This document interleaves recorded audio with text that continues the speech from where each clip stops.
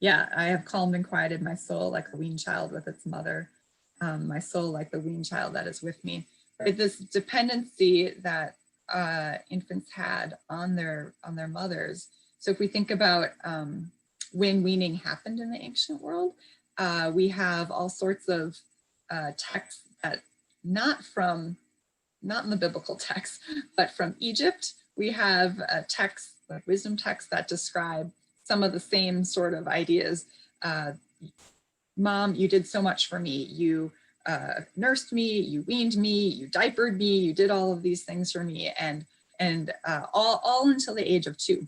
And then from Mesopotamia, the same thing, usually wet nurse contracts. So if you couldn't nurse, you would hire someone to the age of 2 or 3. So this bond that is built between the mother and the child through nursing or just feeding in general. There were sippy cups, there were little bottles that you find archaeologically. So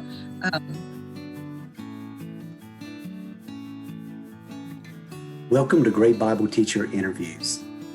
Hello, I'm Rick Jordan, President of Great Bible Teachers. And each week I have the opportunity to interview an author, scholar, or practitioner. We talk about the Bible, biblical interpretation, or spiritual formation. Today I'm very pleased to present to you the interview that I had with Kristine Garroway. She is the visiting assistant professor of Hebrew Bible at the Hebrew Union College Jewish Institute of Religion in Los Angeles. She was appointed assistant professor of Bible there in 2011 after receiving her doctorate in Hebrew Bible and Cognate studies at the HUC-JIR Cincinnati campus in 2009. She has spent time studying and researching in Israel and has participated in excavations at Ashkelon, Tel Dor, and Tel Dan. Dr. Garraway's scholarship focuses on children using archaeology and text of ancient Israel and Mesopotamia. She's published in many journals and is a regular contributor to websites such as thetorah.com. She's also got books that she has written, Children in the Ancient Near Eastern Household, published in 2014, Growing Up in Ancient Israel, Children in Material Culture and Biblical Text by the Society of Biblical Literature in 2018, and The Cult of the Child, the Death and Burial of Children in Ancient Israel will be published forthcoming by Oxford. She is the recipient also of the Biblical Archaeological Society's 2019 Publication Award for the best book relating to the Hebrew Bible. I hope you'll enjoy our interview. Dr. Garraway, thank you so much for giving us some time today to look at the subject of children in the ancient world, and I really appreciate you giving us some time. I wanted to ask you, as I ask all of our interviewees, our first question is always, who has been a great Bible teacher in your life, and why do you call them that? Yeah, that was a great question, and one that's really hard to answer with just one person. More. Okay, so yeah, I have 3 people that stand out. There's many more. We're all built up by our teachers. So I'm going to mention 3, and they kind of come from 3 different areas in my life. So kind of speaking to different times in my life when I've interacted with these great teachers. So the first one that I'm going to mention is Dr. Kristine Hayes, and she teaches at Yale, and I had the opportunity to TA for her for a semester for her Hebrew Bible class. And one of the things that was so amazing was the breadth of knowledge that she had. And as a young grad student, it's like, oh, I want to be just like that. I want to have all of that knowledge in my head. How do I do that? And so she was just a great mentor, showing the importance of reading and keeping learning. So for her, what made her a great Bible teacher to me was that she was always learning. She asked us, the graduate students, well, do you have any new insight in the field? Is there something I could change? And so that was a really great model on, you can be a great Bible teacher, but you can always learn even from your students. And was also really meaningful to me. And I think about that in my own teaching right now as I mentor students, and I'm always learning from them as well. So that's one person. The second person comes from my undergraduate, and that's Dr. Hassel Bullock. And he taught me Hebrew, and he is one of the kindest, sweetest, gentlest men that I know. And his love for Hebrew was, I mean, amazing. It was visceral when he would like talk about Hebrew. He would say, if someone wrote you a love letter, wouldn't you want to read it in the original language? And the whole class was like, well, you're preaching to the choir, but yeah, we get it, right? So his love for Hebrew and his love for the land of Israel. I was privileged to go on a trip to Israel with a group of, it was called a tour of the Holy Land, and he was one of the professors who led that. And, you know, the wonder and amazement, like we're looking at this site and this correlates to the story, and, you know, illuminating the Bible by actually being in the land, I think really instilled in me a love for what I do in my own work, which is trying to illuminate the biblical text side by side with looking at some of the archaeological features in the land of Israel. And so my love for archaeology and text kind of grew, and Hebrew out of my classes with him. So what made him a great Bible teacher to me was his love for the land and also his love for Hebrew. And then third, right, that's a good 3.7. My third person and final person is Rabbi Laura Geller. She's at Temple Emmanuel of Beverly Hills here in Los Angeles. And she always tackled the hard questions, whether it be in sermon or sort of, you know, adult ed study that we would do. She never shied away from asking questions of the text. And the Jewish calendar, much like some of the Christian calendars, is on a liturgical basis. So we read the same text each year. And so she would, there's a saying, you turn it again. You're always learning something new from the text. And I remember one year we were reading a narrative about Jephthah's daughter. And Jephthah makes this vow and says, Lord, if you help me win this battle, I will sacrifice the first thing to come out of my door. And they win the battle. And that's where the reading for the Jews ends. It ends right there. We don't talk about what happens next. And so Geller's like, let's talk about what happens next. And what happens next is he comes home and the first thing to walk out of his door is his daughter. So do you fulfill your vow to God? Do you kill your daughter? Do you sacrifice your daughter? Or, you know, is it there that human emotion like, I'm a father, I don't want to do this. Things like that, being able to ask the tough questions of the text and not shy away from them is something that I learned from her and something that I think makes her a great Bible teacher. So those are my three. Those are excellent. Thank you. Thank you.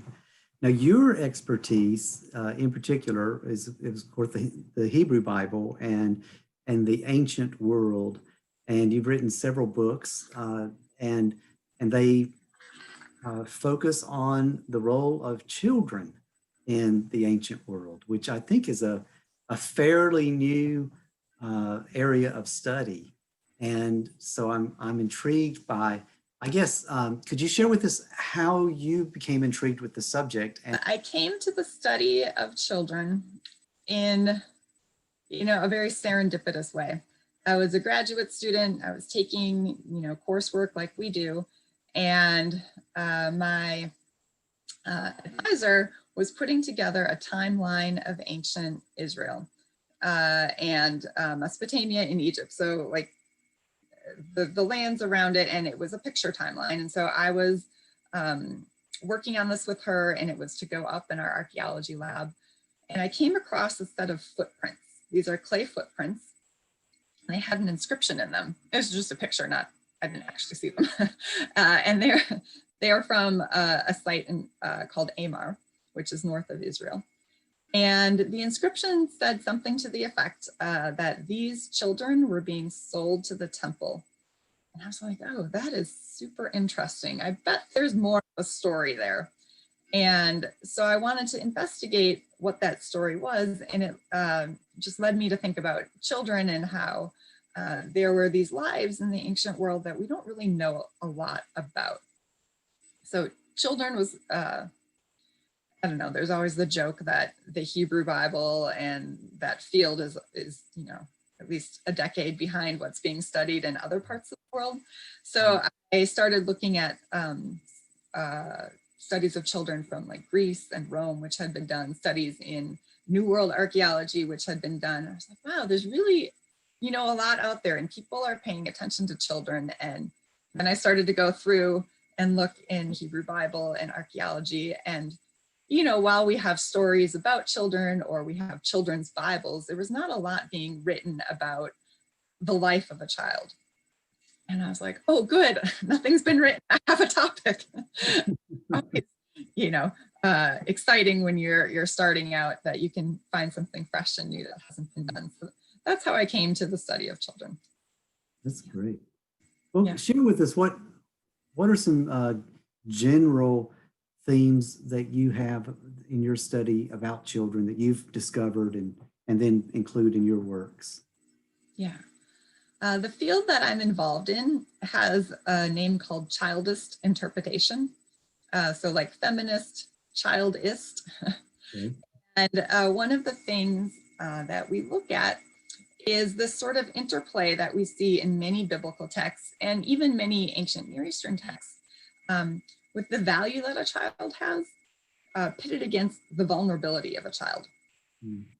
And the vulnerability of a child, there's often violence. So value, vulnerability, and violence are like the 3 V's that we find in a lot of texts, probably more than we would like to think when it comes to children. So for example, if you think about the barren wife narratives in the Hebrew Bible, we have Sarah who, you know, she's this older woman, and Abraham, and God says, you're gonna be a patriarch, you're gonna have as many descendants as the stars of the heaven and the sands of the seas.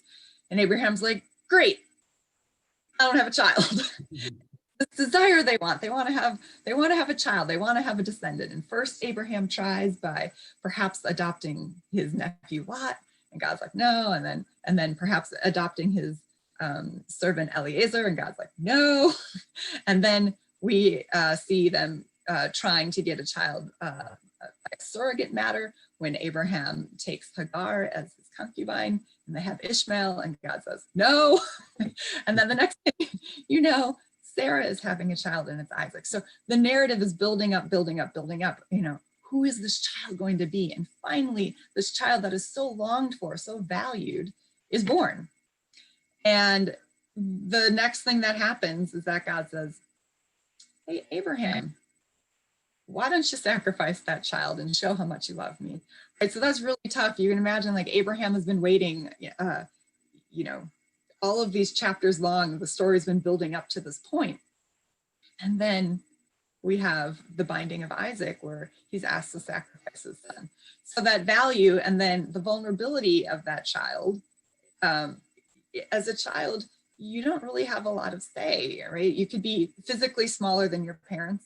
It's unclear how old Isaac is supposed to be in this narrative, whether he's a teenager or a small child. But it would be difficult for a child, right, to say no to their parents and the vulnerability that they have. And then obviously the violence in that narrative is the near sacrifice of Isaac. Mm-hmm. So I mean, that's one story where it's very obvious, the value. We might look also to Moses, another great leader, who, when he is born, the first thing that happens to him is that his life is in danger because he's supposed to be killed because he's a male Hebrew that was born. And so his mother does the best she can, keeps him close.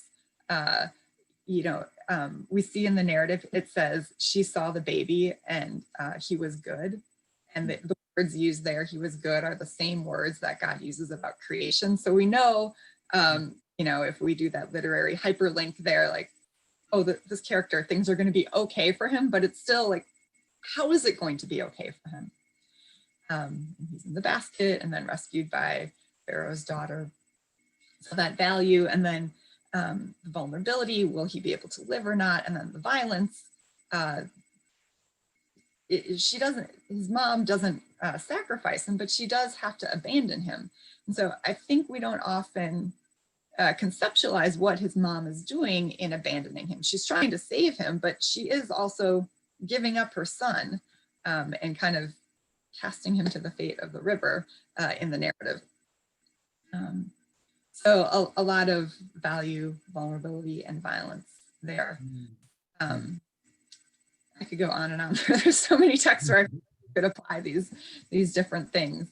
But we could say, like, one of the reasons, yes, children were valued because parents loved their children. But in the ancient world, a child represented many things to the family.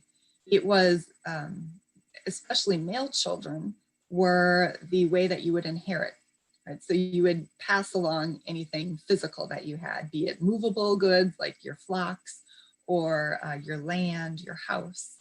So you needed someone to pass that on to.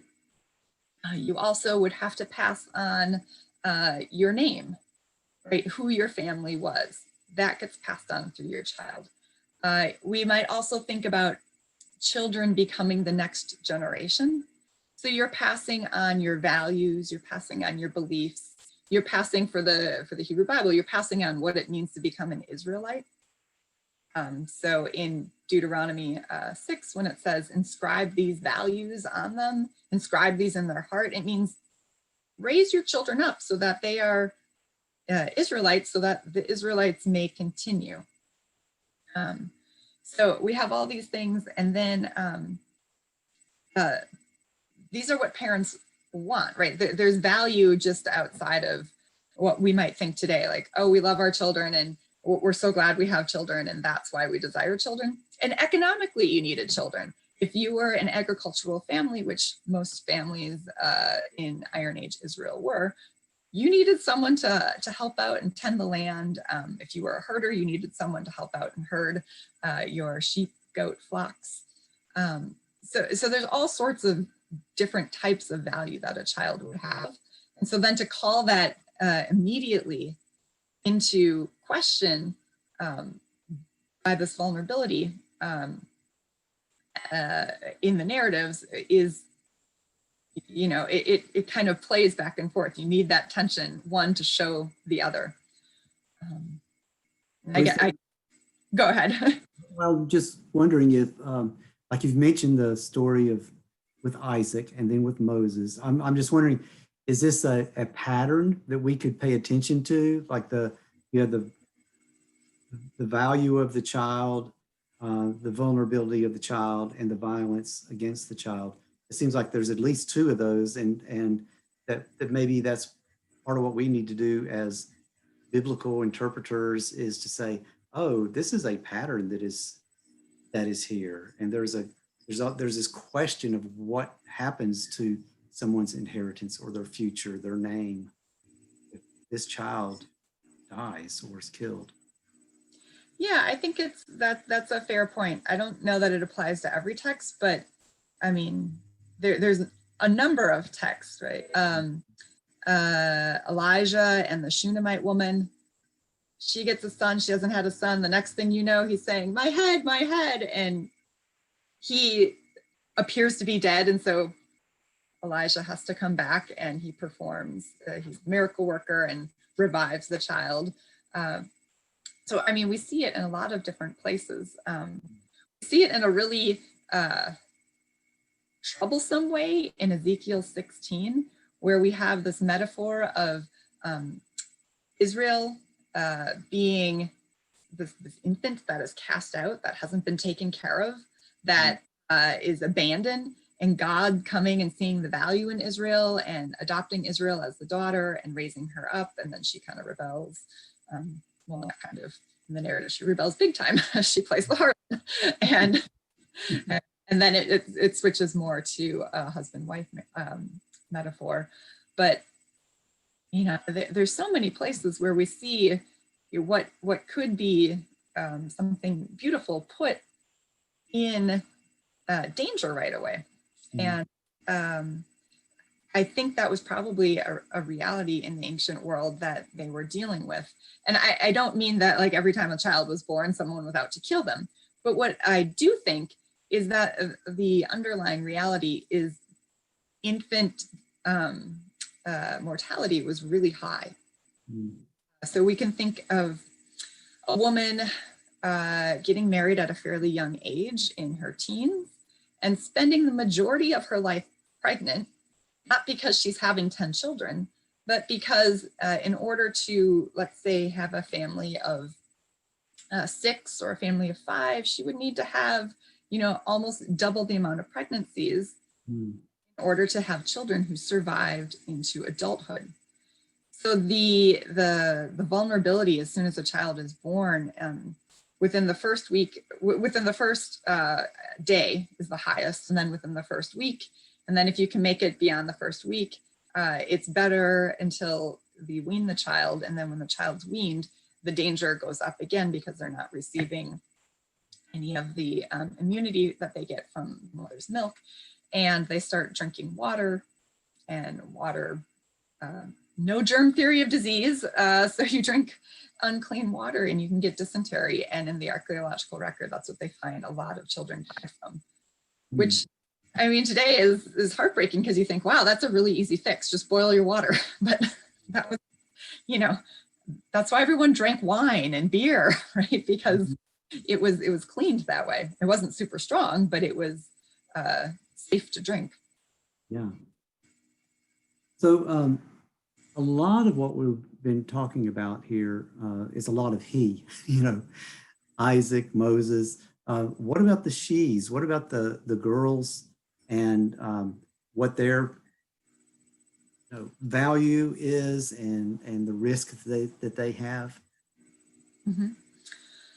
Yeah, the case with female children is a little harder to tease out from the biblical text because we don't get a ton of birth stories about female babies. I mentioned one that we do have, which was in Ezekiel 16, which is not a nice story. It's about infanticide, right? The mom or the parents or whoever decided this child we don't want it, and throwing it out. They don't do anything to care for it. But the places that we do have girls who are mentioned are generally cases where we see them at marriageable age. So either right before their marriage, they're introduced, or at the time of the marriage, they're introduced, or someone who is needs to be married. And so in looking at these women, I noticed a pattern where we seem to have a lot of stories that show these women are a little bit, it's dangerous when a woman is ready to become married. And so with Rebecca, we see her having the most agency as far as what's going to happen when she gets married. They say, do you want to come back? And they give her sort of, choice. She can talk it over with her family. And she says, yeah, I'll come back with you. I'll go back and I'll marry Isaac. But her father's not in the picture. Her brother is. So that's a little bit odd because usually we have a father marrying off. So maybe the father's not in the picture. And so Lavan is part of that situation. But then when we look at other places, we have the narrative of Dinah in Genesis 34. And she is not married. She is of marriageable age, but it's almost as if Jacob forgot he had a daughter or hasn't paid attention to the fact that he has a daughter. And she is off and she's visiting the people of the land. And then she meets a man of the land and we have a sexual encounter take place. And now all of a sudden, this daughter who is, could have been married off for a full bride price and everything, Jacob is faced with the fact that his daughter has dishonored him by running around, if you will. And So there's something there too, like she's a little bit dangerous. And then we get the story of Jephthah's daughter, which I mentioned earlier. She too is called a woman of marriageable age. Usually in the English, you'll see it translated as virgin, but that comes from a word you might know from Greek, Parthenos, or the Parthenon, Athena, right? That means virgin in Greek, so that's where they get that translation from. But in Hebrew, the word is betulah, and it just means a girl who is of marriageable age. It doesn't necessarily have anything to do with her sexual status. And so Jephthah's daughter, again, he's off at war, he's taking care of other things in the narrative and not taking care of his family life. We see King David, he's got a daughter too, his daughter Tamar. And what happens to her? Her half-brother comes and says, I like her a lot, like a lot, too much a lot, and he violates her. So all of these women who are of marriageable age in the narrative, this is when we hear about girls in the Hebrew Bible, which is not saying a lot, right? We don't get them as the women who are going to grow up and become matriarchs. We don't hear about, their wonderful stories of childhood, but we do hear that of the men. And that's probably something to do with the focus of the Bible and the ideological sort of hints it's having towards kingship and monarchy and more of the male-centered social structures. Mm-hmm. Theologically speaking, this can you address the issue of barrenness and infertility and what obviously that was sad for the family, but it also had kind of some larger image issues, did it? Yeah, all over the ancient world and in the Hebrew Bible, we see God, the Hebrew Bible, God, but in the ancient world, they have various gods and goddesses. Understanding the divine as the one who opens the womb. So when your womb was not open, when you were barren, it was almost as if you had this stigma placed on you that you were not favored by the gods. So you can imagine like that is not a stigma that you wanted to have in the ancient world. And one that, this is why I think we see a lot of prayers, like the prayer of Hannah in 1 Samuel, please God, my vow, if you give me a child, then I promise I'll give him back to you to serve you, right? So this idea that a woman's greatest honor in the Hebrew Bible and ancient world was to be a mother. It's not just a wife, but a mother. And that if you couldn't be a mother, there was something off about you. And to see all of the texts where these barren women are able to bear, we get the God open the womb, right? So it's as if God can flip the switch, to open or close as God wished, which I think is troubling today when we think about that. And I mean, infertility is a huge topic.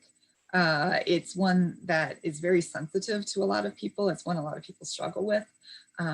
Barrenness, miscarriage, is this some sort of punishment from God? And so I think it's really difficult to look back at these biblical texts. And, this is a place where we need to have modern interpretation and to think about, it doesn't mean that you are an awful person, or that God doesn't favor you if you can't have children. That might be what it says in the text, and because it's functioning in a specific time and a specific place and for a specific audience, which is much different than, thousands of years later now, how it's functioning for us today.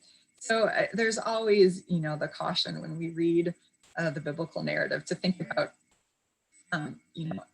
does the text apply in the same way today as it did then? Because this is not a text that I would want any of my students to get up and preach and say, well, if you are barren, let me tell you why, and let's go to this text as a proof text. I think that would be really harmful. Absolutely. Yeah. One of my, I think probably my favorite song is Psalm 131.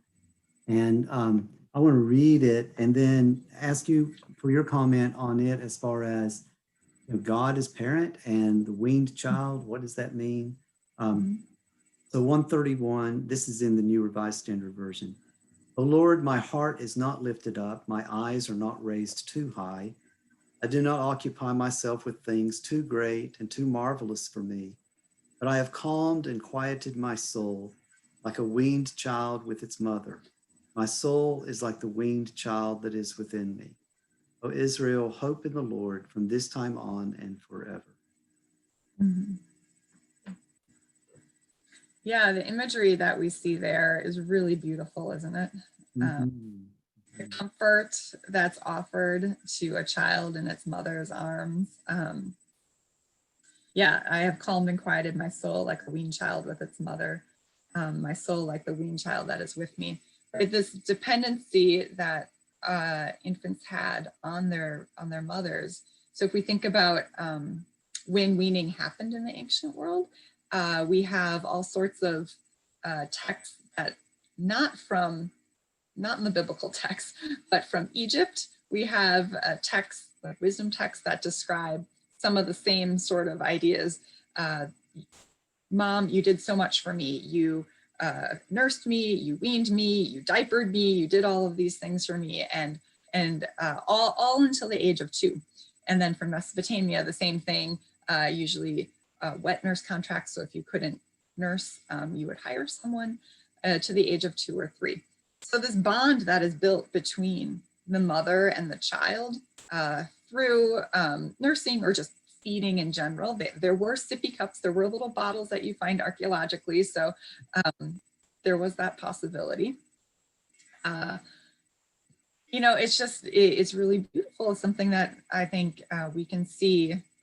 That is one thing I think that transfers to today, right? The bond that you build early on in life, and then talking about a child who, little kids at, age 3, 4, 5, there's a thunderstorm outside. What do? They come running and they want to crawl in your bed. They want that comfort of your arms. The same thing here that God is offering. It's really beautiful. It is beautiful. And I think that's, one thing I really like about that psalm is that, that it even as adults, we face vulnerability and violence, and sometimes we wonder our own value. And so we go, in this case, it's actually God as mother, I think, is the illustration here. So we go to our Heavenly Mother, and the Heavenly Mother says, you do have value, and I'm here to protect you. So it's a wonderful, wonderful text for me. So there are some other biblical stories. Some of them we call like children's stories because they focus on children, but some of them are like children's stories because they're the ones you find in the children's Bibles. So both of those is David and Goliath. And so I wonder if you could comment about that image here. Here's a child who kind of, by the end of the story, becomes a man, I guess. Yeah. In the book of 1 Samuel 16 and 17, we see David introduced into the narrative, and we kind of see him introduced twice. Once he is this, young shepherd boy that we see, all he is armed with are his rocks and his sling, and he beats the giant. It tells us a little something about what the life of a child might have been like. Here he is tending his father's sheep and flocks.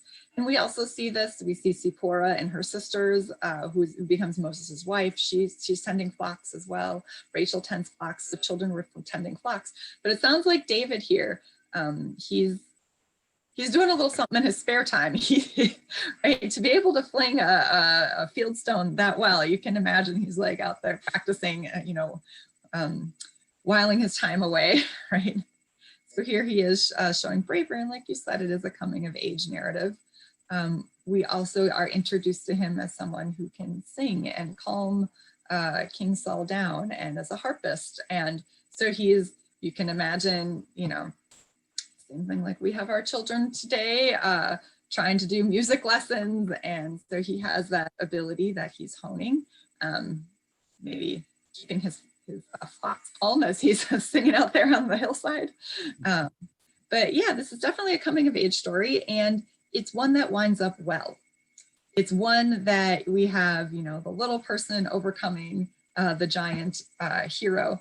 It's almost, in a genre form, it's almost fairy tale-esque, right? You have the underdog, the person you assume isn't going to be able to do something, and then they have this hidden talent that allows them to overcome.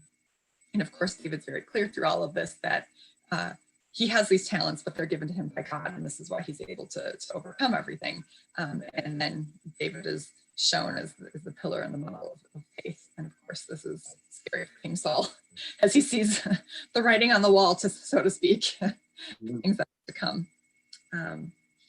So yeah, King David is a great, fun, positive kid's story. One I think that's easy for children to really follow along and get excited about. Unlike the Noah's Ark story, I this past summer gave a paper on the reception of Noah's Ark in children's Bibles. Oh, really? Oh. You think about the talk was called "Where's the Potty on the Ark?" Because this is a child's book. Like, it was a potty training book, and it uses Noah's Ark. So you have his wife, and she's like, "Oh, little squirrel, you need to use the potty. What kind of potty is appropriate for you?" And it had all the different things that the animals use. Noah's Ark has been used in so many different ways, right? Because it's got animals in it, and kids love animals. But when I was looking at how it appears in children's Bibles, you get like a really condensed story, and then it has pictures. And some of the pictures that are chosen are horrifying. So like clambering up on the rocks, and the waves crashing up, the people that weren't Noah and his family. And I think stories like that, we tend to skip over those hard parts, right? Of course, when you're teaching children, you teach age appropriate material, but sometimes that material never gets covered, right? We just hone in on stories as, oh, this is a kid's story, right? This is Noah and the ark, and look at, they come 2 by 2 onto the ark. And we don't talk about the fact that there's mass destruction, that the world is destroyed, that God doesn't like humanity and wants to start over again, that there's multiple things going on, that, they come 2 by 2 in the ark, and in other places there's more than 2 by 2 in the ark, like that there's a lot of textual dissonance in the narrative. We get, where's the potty on Noah's Ark?